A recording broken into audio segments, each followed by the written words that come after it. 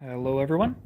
So I just wanted to demonstrate some more changes that I made to my 6502 computer project.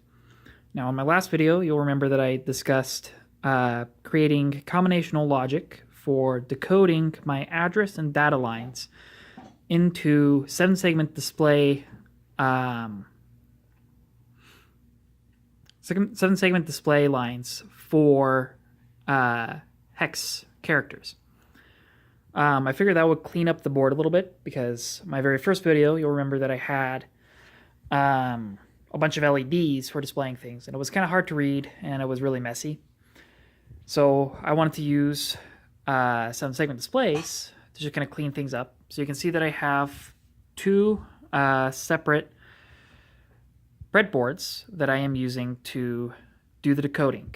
And on them are a bunch of the AT 28C64 EEPROMs, and they have that file that in the last video I uploaded to one of them.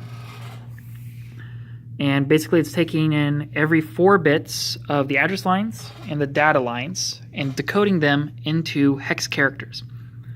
You'll also notice that I cleaned up my board a little bit. My reset circuit has been moved over to this side of the board. I've cleared up some space here, and my address and my data bus are all sort of in nice little areas that I can start plugging in components for memory mapping and getting RAM, ROM, IO, and different components in there. Right now it's still set up for the free running test, so my data lines are all pulled down to the NOP command, so that's EA. And then I'm just going to be running through and showing you guys how the hex displays work.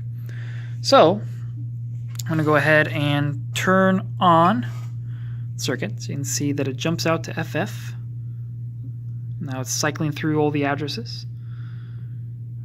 And it's cycling through the reset vector. And then it starts from EA, and now it's EA, EB, EC, ED, EE, EF,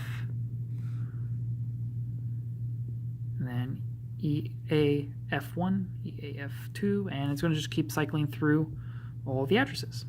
See, the clocks are still working, and then my data lines are just tied down to EA. So just consistently running the NOP command.